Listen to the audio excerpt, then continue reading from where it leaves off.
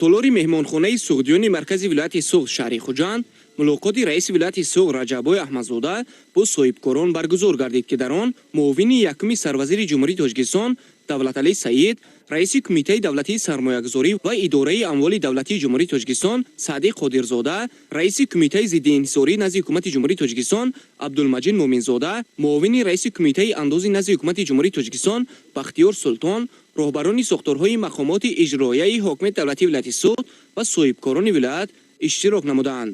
раиси вилояти суғд Раҷабой Аҳмадзода нахуст зимни суханронии худ аз ғамхориҳои шабонарӯзии асосгузори сулҳу ваҳдати миллӣ, пешвои миллат, президенти ҷумҳурии Тоҷикистон муҳтарам Эмомалӣ Раҳмон дар самти фароҳам овардани шароити мусоиди соҳибкорию сармоягузорӣ ёдоварӣ намуда, таъкид кард, ки албатта саҳми соҳибкорон дар самти ҳарчи бештар истеҳсол намудани маҳсулот, таъмини бозори дохилӣ ва баланд бардоштани сатҳи некуаҳволии мардум ба сонназар аст мебошад.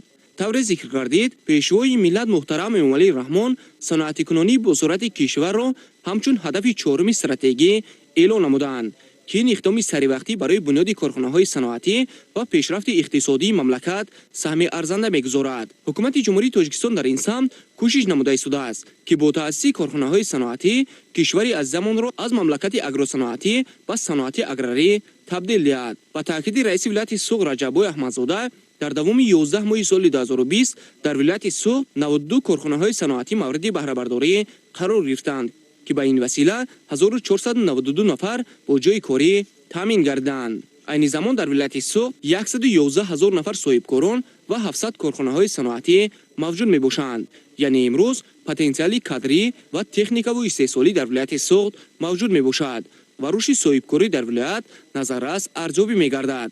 пешвои миллат муҳтарам Эмомалӣ Раҳмон дар паёми қаблии худ таъкид карданд, ки шиддат гирифтани рақобати тиҷоратӣ миёни кишварҳо моро вазифадор месозад, ки дар самти пешгӯии хавфҳо ва коҳиш додани таъсири онҳо ба иқтисоди миллӣ, инчунин баланд бардоштани рақобатнокии маҳсулоти истеҳсолии ватанӣ тадбирҳои зарури андешем. дар ин самт раиси вилоят таъкид кард, ки воқеан соли 2020 бо сабаби хуруҷи бемории COVID-19 соли бисёр душвор барои кулли сайёра буд. аммо новобаста аз ин, маҳз бо ғамхориҳои сарвари давлат муҳтарам Эмомалӣ Раҳмон рушди иқтисоди миллӣ ва сатҳи некуаҳволии мардум дар як сатҳи муайян нигоҳ дошта шуд. баргузории форумҳои соҳибкорию сармоягузорӣ бо иштироки соҳибкорони кишварҳои хориҷ, аз ҷумла Федератсияи Русия, Қазоқистон ва Узбекистон дар самти рушди соҳибкорию сармоягузорӣ як қадами муҳим дар аҳди коронавирус арзёбӣ мегардад. айни замон дар вилояти суғд 15 ташкилотҳои қарзӣ, 109 филиалҳои ташкилотҳои қарзӣ ва 59 марказҳои хизматрасонии бонкӣ мавҷуд мебошанд. яъне имрӯз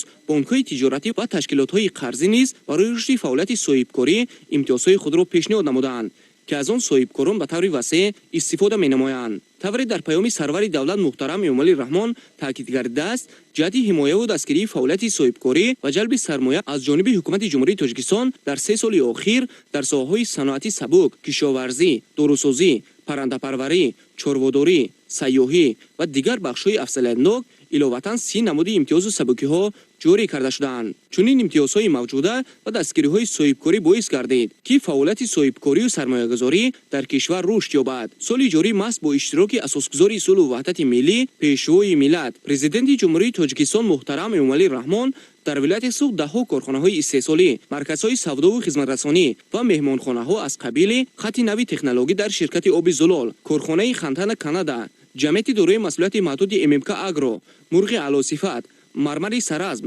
ва даҳҳо корхонаҳои нави саноатӣ аз ҷониби соҳибкорон ба фаъолият оғоз намуданд, ки ба ин васила ҳаҷми истеҳсоли маҳсулоти ватанӣ ва ҷойҳои корӣ зиёд гардид. дар ин давра истеҳсоли орд 522 000 тонна, равған 4507 тонна, гӯшти парранда 8350 тонна ва гӯшти моҳӣ 700 тоннаро ташкил медиҳад. дар соли 2020 саҳми соҳибкорон дар самти пешгирии бемории COVID-19 ва таъмин бо дорувориву либосҳои тиббӣ ба сонназар аст мебошад. дар интиҳои суханронии худ раиси вилояти суғд Раҷабой Аҳмадзода аз соҳибкорон даъват ба амал овард, ки дар самти истифодаи сарфакоронаи нерӯи барқ, таъсиси корхонаҳои саноатӣ ва афзун намудани ҳаҷми истеҳсоли маҳсулоти ватанӣ масъулияти баланд эҳсос намоянд. муовини якуми сарвазири ҷумҳурии Тоҷикистон Давлаталӣ Саид вазъи имрӯзаи соҳибкорию сармоягузории ҷумҳурии Тоҷикистон бахусус вилояти суғдро таҳлил намуда баён дошт, ки 70% маҷмӯи маҳсулоти дохилиро соҳибкорони ватанӣ таъмин менамоянд. تاکید کرده شد که جمهوری تاجیکستان باری پنجم است و دهگانه کشورهای بهترین اصلاحاتگر شامل شد. واقعا هم در جمهوری تاجیکستان محض با غمخوری‌های سرور دولت محترم امامعلی رحمان برای صاحبکاران امکانات مساعد فراهم آورده شده است. موجود بودن امتیازهای دولتی امکان داد که در کشور صاحبکاری رشد نماید. در شرایط کنونی اقتصادی جهانی هر یک صاحبکاری با ننگ و ناموس وطن را ضرور است که در سمت تأسیس کارخانه‌های نو و هرچی زیاد استحصال نمودن محصولات وطنی مسئولیت بلند احساس نماید. در ادامه ملاقات چندی از صاحبکاران ولایت سوق با مقصد بهتر نمودن فعالیت و زیاد نمودن نامگوی محصولات استحصالی سوالها پیشنهاد نمودند. سرور دولت محترم امامعلی رحمان در پیام قبلی خود تاکید نمودند که سیاست دولت در ساحه سودا و خدمترسانی در آینده نزدیک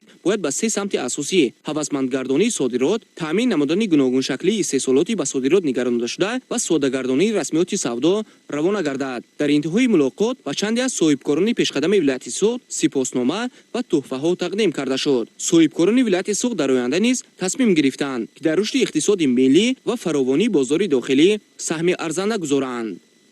واخوری با رئیس ولایت و هم جانشین سروزیر واخوری صاحبکاران شد و تحفه‌های هم گرفتیم. ما میnnتداری خودمون را و پیش از همه جناب عالی امامعلی رحمان میرسانم و گفتنی هستم که امروز ما یکایک همه ما یک جای کیف به کیف مونده برای پیشروی دولت ما، برای آبادی خلق ما باید کار کنیم.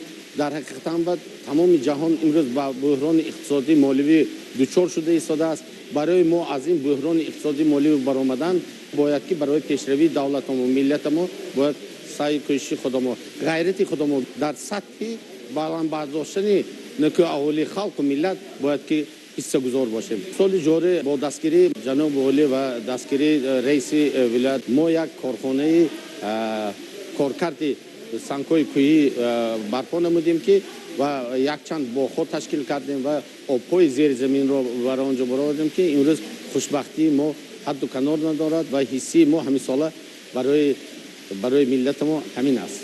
امروز ملاقات رئیس ولایت با جانشین یکم سروزیر دولتعلی سید برپا گردید.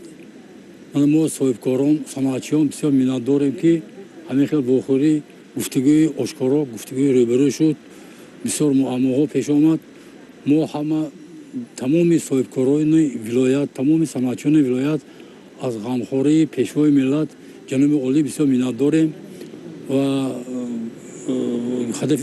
هدف چهارم مملکت که این صنعتکنانی مملکت می باشد بسیار کار مهم است برای آنکه رشد صنعت برای ترقیات رشد جمهوری بسیار رول کلان می‌بازد و ما تصمیم گرفتیم که باز 4 نمود دیگر محصولات استحصال نماییم.